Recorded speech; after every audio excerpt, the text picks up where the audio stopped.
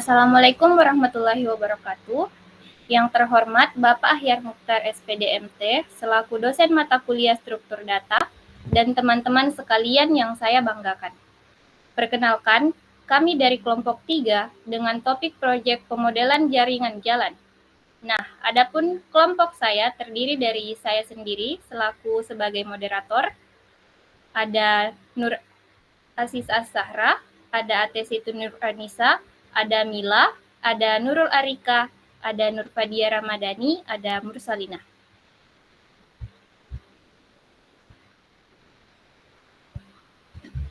Nah, langsung saja kita ke bagian penjelasan. Penjelasan pertama yaitu pada kode di file index kami yang akan dijelaskan oleh Saudari Mila. Kepadanya saya persilahkan.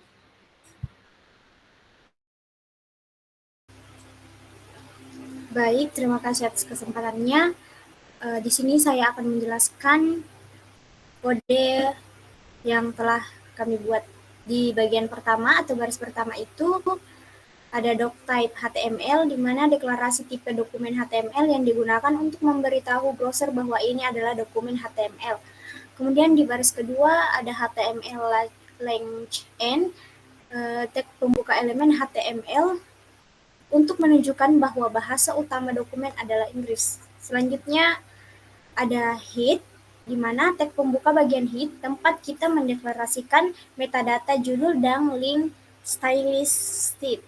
Kemudian selanjutnya ada title navigasi jalan, kelompok 3 title, di mana bagian ini menetapkan judul halaman yang akan ditampilkan pada tab browser dengan teks navigasi jalan kelompok 3.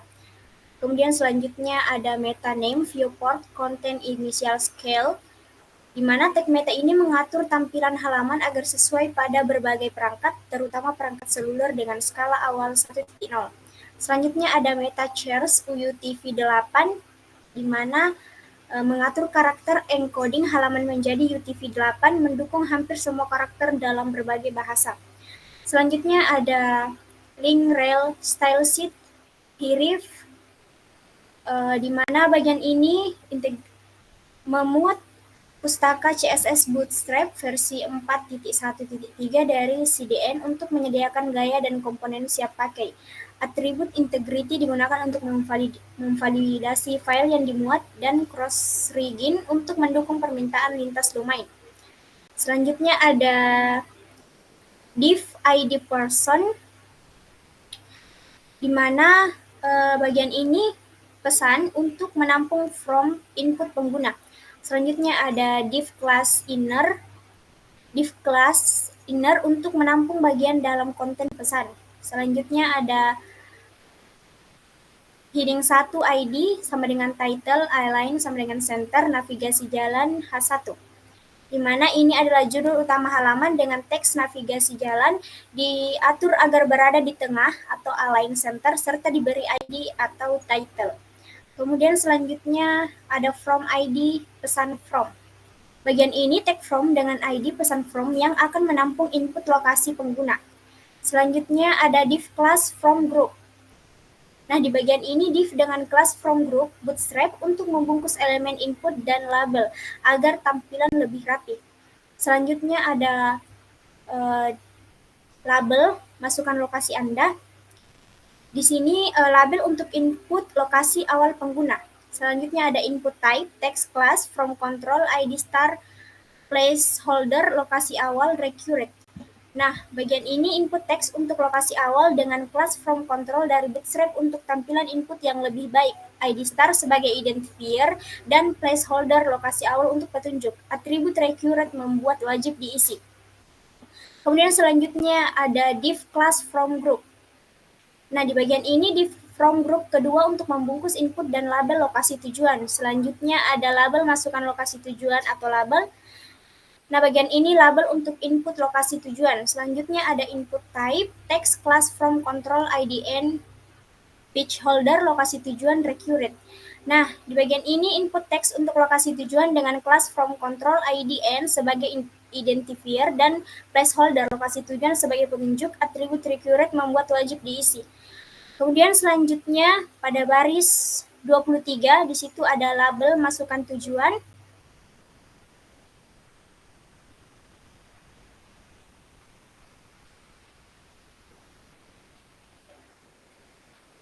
Selanjutnya pada baris 23 di situ ada label masukkan tujuan. Di situ label untuk input lokasi tujuan. Selanjutnya ada input type text class from control IDN, placeholder lokasi tujuan, input teks lokasi tujuan dengan kelas from control ID sebagai identifier dan placeholder. Selanjutnya pada baris ke 26 di situ ada input type submit kelas BTN like ID pesan BTN style color. Di situ tombol submit dengan kelas BTN like untuk gaya bootstrap ID pesan BTN warna teks biru style color blue dan teks tombol cari. Nah, selanjutnya pada baris ke-27 adalah atau HTML from menutup tag from pesan from. Baik, saya kembalikan ke moderator. Oke, baik, itulah tadi penjelasan dari Saudari Mila. Terima kasih atas penjelasannya. Nah, selanjutnya kode yang akan dijelaskan oleh Saudari Ate Siti Nur Anissa, kepadanya saya persilahkan.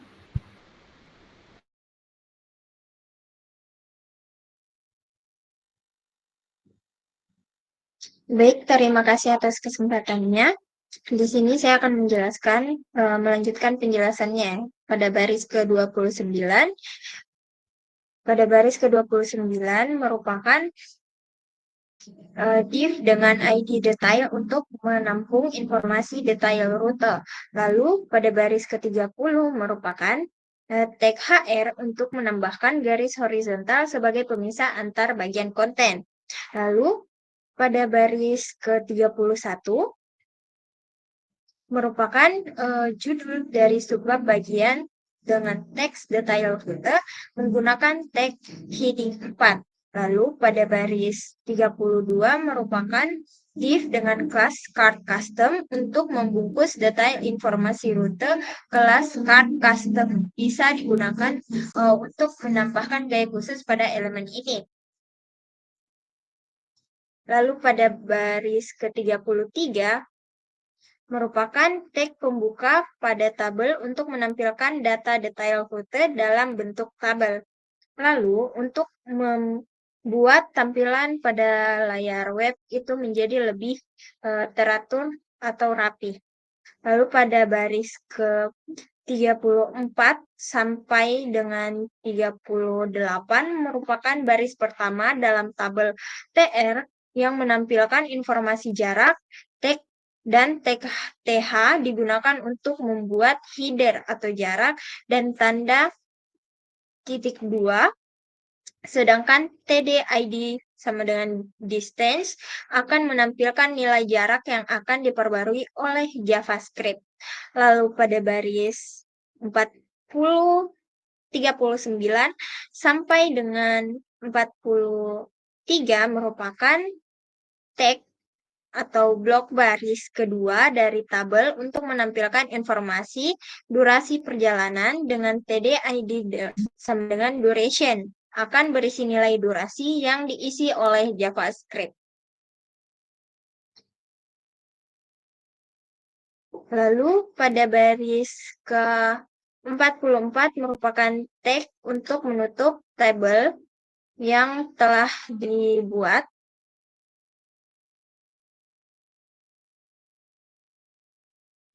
Lalu pada baris ke-45 akan menutup div dari detail dari card custom. Lalu pada baris ke-46 akan menutup div dari detail. Lalu kita lanjut pada baris ke-49 berisi tag HR untuk memberikan baris baru sebagai pemisah. Lalu pada baris ke-50 merupakan judul subbab bagian untuk menampilkan teks riwayat pencarian dalam elemen heading 4. Lalu pada baris ke-51 merupakan tag elemen UL dengan tanpa urutan untuk menampilkan daftar riwayat pencarian pengguna dengan ID search history akan menjadi acuan untuk menambah item secara dinamis melalui JavaScript dan kelas list unlit atau merupakan bootstrap menghapus tanda poin dari daftar. Lalu pada baris ke-53 dan 54 merupakan div penutup. Lalu pada baris ke-56 merupakan div dengan ID map untuk menampung peta inline styling height 400 pixel dan width 100% untuk mengatur ukuran tinggi 400 pixel dan lebar penuh 100%. Untuk div ini, elemen ini akan diisi peta melalui JavaScript dengan bantuan pustaka Leaflet. Lalu pada baris ke-58 merupakan untuk memuat pustaka JavaScript Leaflet dari CDN untuk menangani peta interaktif. Lalu pada baris ke-59 merupakan kode yang memuat file JavaScript eksternal atau script.js yang digunakan untuk logika JavaScript pada halaman ini. Lalu pada baris ke-60 merupakan tag penutup untuk menutup tag body atau isi dari halaman web kami. Lalu pada tag HTML ini untuk menutup atau mengakhiri bahwa webnya telah selesai. Saya kembalikan ke moderator. Nah, itulah tadi penjelasan terkait file index yang telah kami buat oleh AT Siti Nur Adisa. Kepadanya saya mengucapkan terima kasih. Nah, selanjutnya yaitu penjelasan file kode script yang kami buat. Penjelasan pertama yang akan dijelaskan oleh Saudari Mursalina, kepadanya saya persilahkan. Baik, pada baris kedua itu membuat peta menggunakan pustaka Leaflet dengan pusatnya di koordinat Jakarta dan sum awal sebesar 13. Nah, selanjutnya pada baris 3 sampai 6 yaitu menambahkan lapisan ubin di layar dari OpenStreetMap ke peta untuk menampilkan gambar peta dasar. Maksum 19 itu menentukan tingkat sum maksimum dan attribution memberikan kredit kepada kontributor OpenStreetMap. Nah, selanjutnya pada baris 8 mendeklarasikan variabel start marker dan end marker untuk menyimpan penanda marker, lokasi awal dan tujuan di peta. Nah, selanjutnya pada baris 9 mendeklarasikan array kosong route lines untuk menyimpan garis rute yang akan digambar di peta. Nah, selanjutnya pada baris 10 dan 11 itu mendeklarasikan variabel current distance dan current duration sebagai string kosong untuk menyimpan jarak dan durasi saat ini dari rute yang dihitung. Selanjutnya pada baris 14 sampai 17 itu menambahkan event listener pada formulir dengan ID pesan from untuk menangani pengiriman formulir. Event prevent default mencegah halaman melakukan refresh dan calculate route akan dipanggil untuk menghitung rute ketika formulir dikirimkan. Nah, selanjutnya pada baris 19 sampai 21 itu mendefinisikan fungsi calculate route untuk menghitung rute antara lokasi awal dan lokasi tujuan. Jika start dan end tidak diberikan sebagai parameter, nilai mereka akan diambil dari elemen input dengan ID start dan ID end. Nah, selanjutnya pada baris 24 sampai 29 itu menggunakan fetch untuk pengirim permintaan ke nominatim API dari OpenStreetMap untuk mendapatkan data lokasi berdasarkan nama lokasi awal, dan data hasilnya dikonversi menjadi format JSON dan data akan menerima hasil JSON tersebut.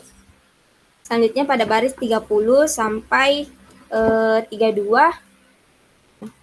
itu memeriksa apakah start data dan end data berisi data lokasi. Jika ya, koordinat lokasi awal, start lat link, dan tujuan end lat link diambil dari data JSON. Selanjutnya pada baris 35 sampai 38 itu menambahkan penanda marker pada peta untuk lokasi awal dan tujuan. Jika penanda sudah ada, maka penanda lama akan dihapus menggunakan map remove layer.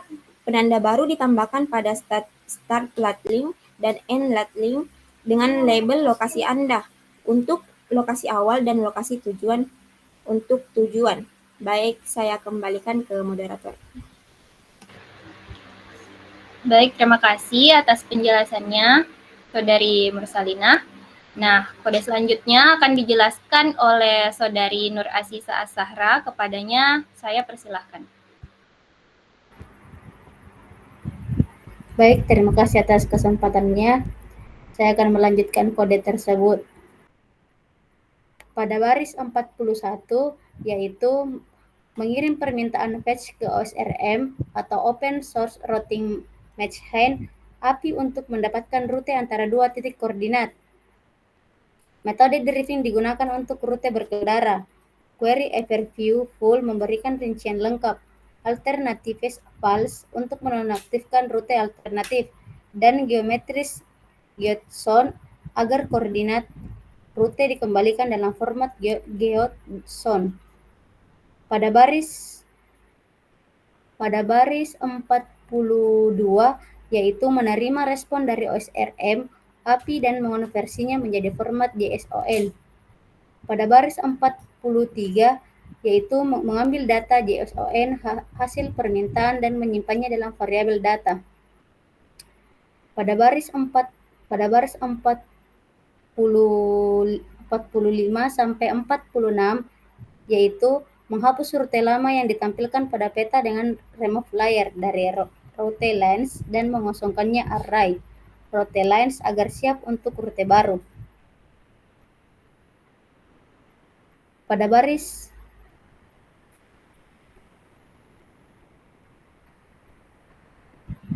48 yaitu memeriksa apakah terdapat rute dalam data hasil API atau data route length 0. Jika ada, mengambil rute pertama dan menyimpannya dalam variabel route. Pada baris ke-49 sampai dengan 51 yaitu menghitung jarak route distance dalam kilometer dan durasi route duration dalam menit. Hasilnya dibulatkan kedua desimal dan disimpan dalam variabel current distance dan current duration. Pada baris 53 sampai dengan pada baris 53 sampai dengan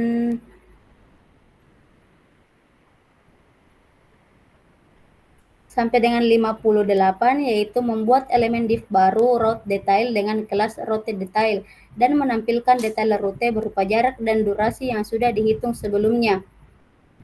Lalu menghapus detail rute sebelumnya pada elemen dengan id detail dan menambahkan elemen route detail yang baru berisi informasi rute. Selanjutnya pada baris 61 sampai dengan 63 yaitu menggambar rute pada peta dengan mengambil koordinat rute geometri koordinat dan membalik urutan karena left menggunakan format lat menggunakan L polyline untuk menggambar rute dengan warna biru dan lebar garis 5, lalu menambahkan rute ke array route lines. Selanjutnya pada baris 72 sampai dengan baris 88 yaitu memanggil fungsi search history untuk menyimpan rute ke dalam riwayat pencarian dengan informasi lokasi awal, tujuan, jarak, durasi, dan koordinat. Lalu menampilkan pesan kesalahan rute tidak ditemukan jika data API tidak mengandung rute. lalu menangkap error yang terjadi selama fetch OSRM API dan menampilkannya di konsol log. Jika terjadi error, pengguna akan diberitahu dengan pesan terjadi kesalahan saat mengambil data rute. Lalu menampilkan pesan gagal menemukan lokasi jika lokasi awal atau tujuan tidak ditemukan dalam data JSON geocoding. Baik, saya kembalikan ke moderator. Baik, terima kasih atas penjelasannya oleh Saudari Nur Aziza Zahra. Nah, selanjutnya penjelasan terakhir yang akan dijelaskan oleh Saudari Nurul Arika, kepadanya saya persilahkan.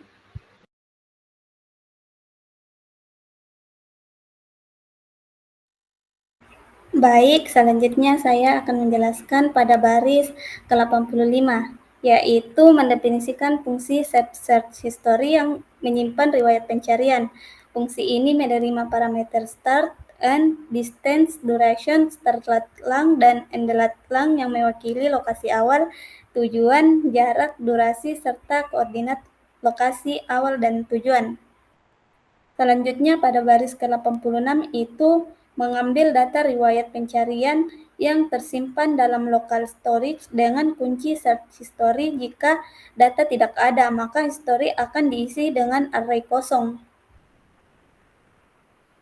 Selanjutnya pada baris ke-87 itu membuat objek entry yang berisi detail pencarian seperti lokasi awal, tujuan, jarak, durasi, koordinat, serta waktu pencarian atau menggunakan newDate atau toLocalString untuk menampilkan waktu dalam format lokal. Selanjutnya pada baris ke-88 itu menambahkan objek entry ke dalam array history. Selanjutnya pada baris ke-89 yaitu menyimpan kembali array history ke local storage setelah diubah menjadi string atau JSON. Pada baris ke-90 yaitu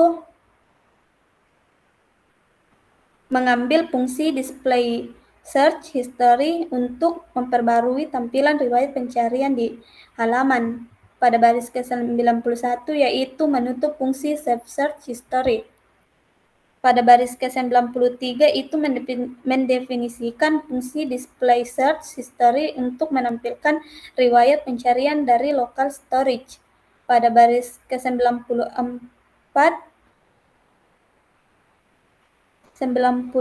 sampai 95 yaitu mengambil riwayat pencarian dari local storage dan mengubah menjadi array. Jika tidak ada riwayat, maka search history akan diisi dengan array kosong.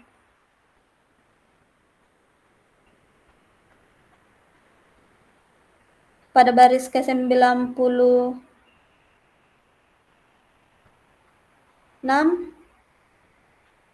yaitu mengambil elemen HTML dengan ID search history dan mengkosongkan kontennya untuk memastikan riwayat pencarian yang baru ditampilkan dari awal. Pada baris ke-99 yaitu menggunakan for each untuk menelusuri setiap item dalam array. Search history entry adalah setiap objek riwayat pencarian dan index adalah indeks dari objek tersebut dalam array.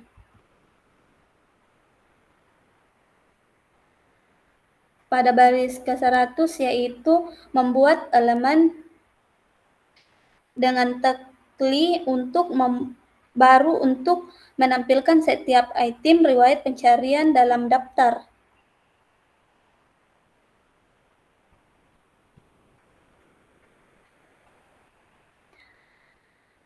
Pada baris ke-101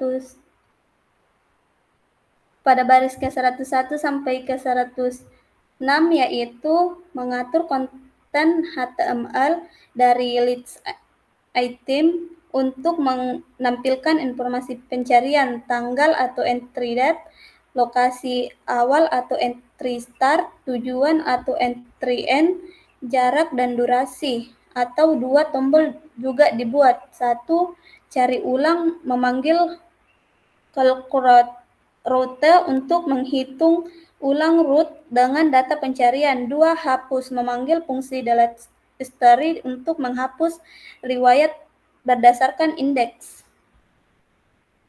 Pada baris ke-108 yaitu menambahkan setiap list item ke dalam elemen history list untuk ditampilkan dalam riwayat pencarian. Pada baris ke-110 yaitu menutup fungsi display search history. Selanjutnya pada baris 113 yaitu mendefinisikan fungsi delete history untuk menghapus entry riwayat pencarian berdasarkan indeks.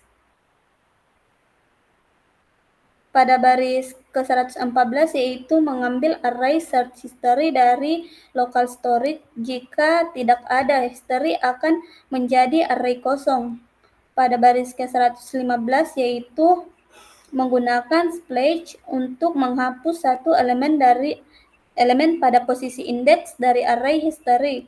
Pada baris ke-116 yaitu menyimpan kembali array history yang telah diubah ke local storage. Pada baris ke-117 yaitu menampilkan fungsi display search history untuk memperbarui tampilan setelah item dihapus. Pada baris 118 yaitu menutup fungsi delete history. Pada baris ke-120 dan 121 yaitu menggunakan window onLight untuk memanggil display search history ketika halaman selesai dimuat, sehingga riwayat pencarian ditampilkan langsung saat pengguna membuka halaman. Sekian dan terima kasih, saya kembalikan kepada moderator. Baik, terima kasih Saudari Nurul Arika atas penjelasannya.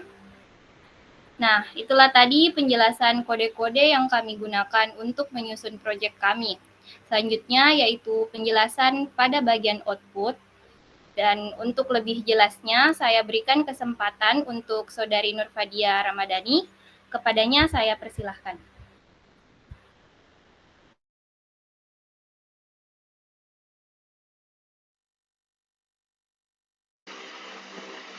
Baik, terima kasih atas kesempatannya. Di sini saya akan menjelaskan output dari program yang telah kami buat.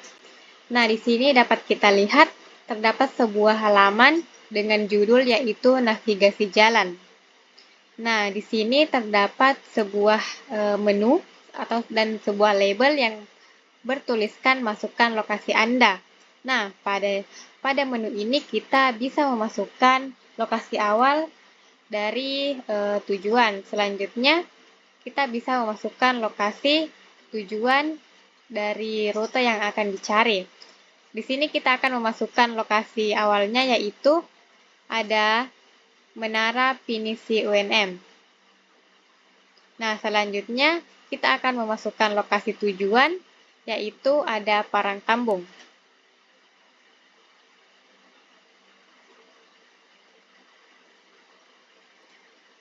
Baik, selanjutnya di bawah kita bisa menekan tombol cari. Nah, yang akan langsung mengarahkan kita pada sebuah peta yang menunjukkan rute dari lokasi awal ke lokasi tujuan. Nah, seperti berikut terdapat sebuah rute berwarna biru. Selanjutnya, nah, pada bagian keterangannya, di situ terdapat sebuah rute yang bertuliskan jarak, yaitu 1,96 km dengan durasi 3,11 menit. Nah, setelah dilakukan pencarian, akan muncul riwayat pencarian yang telah dilakukan sebelumnya. Di sini dapat kita lihat yang dilakukan pada hari ini tanggal 31 bulan 10 2024 dari Menara Pinisi UNM ke Parangkambung dengan jarak 1,96 km dengan durasi 3,11 menit. Nah, di sini kita memiliki dua tombol yang dapat berfungsi. Yang pertama ada tombol hapus dan ada cari ulang. Nah, pada tombol cari ulang, akan menunjukkan kembali rute yang telah dicari sebelumnya.